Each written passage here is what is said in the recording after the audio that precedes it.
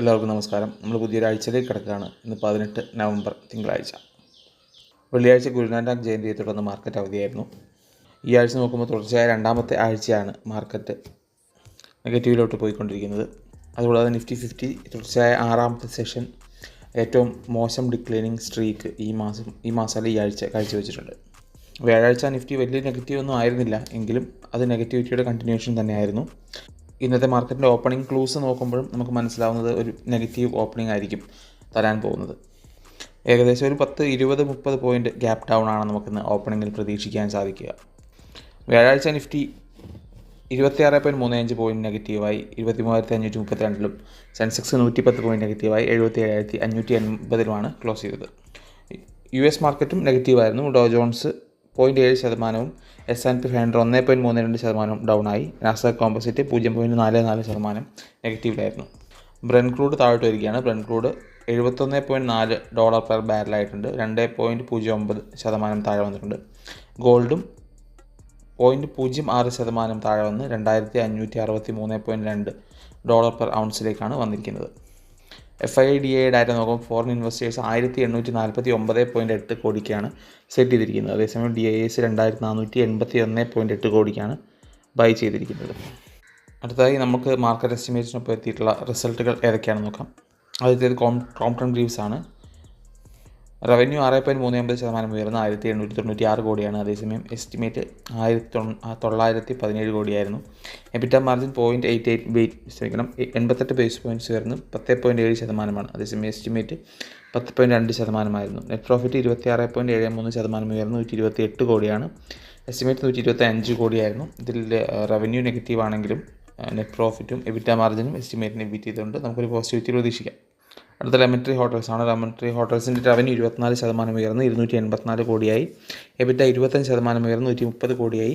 എബിറ്റ margin 35 base points ഉയർന്ന് 45.77 net profit 34.61% ഉയർന്ന് 35 കോടിയായി. കഴിഞ്ഞ തവണയിൽ 26 കോടിയായിരുന്നു. നെഗറ്റിവിറ്റി വരാൻ പോകുന്നൊരു സ്റ്റോക്ക് ഡെലിവറിയാണ്. ഡെലിവറിയുടെ എബിറ്റ മാർജിൻ ഡൗൺ ആണ്. നെറ്റ് പ്രോഫിറ്റ് ഡൗൺ ആണ്. 81% ഡൗൺ ആണ്. റവന്യൂ ഉയർന്നിട്ടുണ്ടെങ്കിൽ പോലും നെറ്റ് പ്രോഫിറ്റ് കുറഞ്ഞതായിട്ട് കാണാം. അടുത്തതായി പ്രധാനപ്പെട്ട സ്റ്റോക്കുകൾ ഏതൊക്കെയാണെന്ന് നോക്കാം. ആദ്യമായി റിലയൻസ് പവറാണ്. തുടരെ റിലയൻസ് പവറിന് നെഗറ്റീവ് ന്യൂസുകൾ വന്നുകൊണ്ടിരിക്കുകയാണ്. കമ്പനി ഒരു ഫേക്ക് ബാങ്ക് ഗ്യാരണ്ടി സബ്മിറ്റ് ചെയ്തതായിട്ട് ബന്ധപ്പെട്ട ഷോക്കോസ് നോട്ടീസ് ലഭിച്ചിട്ടുണ്ട്. അടുത്തത് റിലയൻസ് ഇൻഡസ്ട്രീസ് ആണ്. റിലയൻസ് ഇൻഡസ്ട്രീസും ഡിസ്നിയും 11,500 കോടിയുടെ ഒരു ട്രാൻസാക്ഷൻ കംപ്ലീറ്റ് ചെയ്തിട്ടുണ്ട്. ജോയിൻറ്റ് വെഞ്ചർ എൻ്റർടൈൻമെൻറ്റ് ബ്രാൻഡ്സ് ഇന്ത്യയിൽ സ്റ്റാർട്ട് ചെയ്യാൻ വേണ്ടിയിട്ടുള്ള ജോയിൻറ്റ് വെഞ്ചറിൻ്റെ ഭാഗമായിട്ടാണിത്. ഈ ജോയിൻറ്റ് വെഞ്ചറിൻ്റെ 16.34% റിലയൻസിൻ്റെ കയ്യിലും 46.82% വയാകോം 18ൻ്റെ കയ്യിലും 36.84% ഡിസ്നിയുടെ കയ്യിലും ആയിരിക്കും ഉണ്ടാവുക. അടുത്തത് ഗെയിലാണ്. ഗെയിൽ 10 ഇയർ പാക്റ്റ് അഡ്നോക് ഗ്യാസുമായിട്ട് സൈൻ ചെയ്തിട്ടുണ്ട്. അടുത്തത് KPI ഗ്രീനാണ്. KPI ഗ്രീന് ഒരു ബോണസ് ഷെയർ 1:2 എന്ന റേഷ്യോയിൽ കൊടുക്കാൻ തീരുമാനിച്ചിട്ടുണ്ട്. ഒരു ബോണസ് ഷെയർ എല്ലാ 2 ഷെയർ ഹോൾഡ് ചെയ്യുന്നവർക്കും ഒരു ബോണസ് ഷെയർ ആയിരിക്കും ലഭിക്കുക. അടുത്തത് HCL ടെക്നോളജീസ് ആണ്.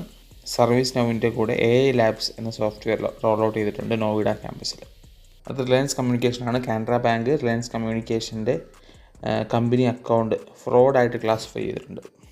ഹിന്ദുസ്ഥാൻ സിങ്ക് എന്ന കമ്പനി രാജസ്ഥാൻ്റെ സ്റ്റേറ്റ് ഗവൺമെൻറ് ഓപ്ഷൻസിലൂടെ ഗോൾഡ് മൈനിങ് ബ്ലോക്കിനുള്ള കോമ്പോസിറ്റ് ലൈസൻസ് ലഭിച്ചിട്ടുണ്ട്. ഇത്രയുമാണ് പ്രധാനപ്പെട്ട വാർത്തകൾ. അടുത്ത IPO ഓഫറിംഗ് ആണ്. IPO ഓഫറിംഗിൽ സിംഗ ലോജിസ്റ്റിക്സ് സൊല്യൂഷൻസിൻ്റെ 2ാമത്തെ ദിവസം 0.32% മാത്രമേ വന്നിട്ടുള്ളൂ സബ്സ്ക്രിപ്ഷൻ. F&O നോക്കുമ്പോൾ നിഫ്റ്റി നവംബർ ഫ്യൂച്ചേഴ്സ് 0.16% ഡൗൺ ആണ്. 69 പോയിൻറ്റ് പ്രീമിയത്തിൽ 23,601 ഇപ്പോൾ ട്രേഡ് ചെയ്യുന്നത്. നിഫ്റ്റി ഓപ്ഷൻസ് നവംബർ 14 എക്സ്പയറി ഉള്ളതിൽ maximum call open interest 26,500 maximum put open interest 22,500. എല്ലാവർക്കും നല്ലൊരു ട്രേഡിംഗ് ദിവസം ആശംസിക്കുന്നു.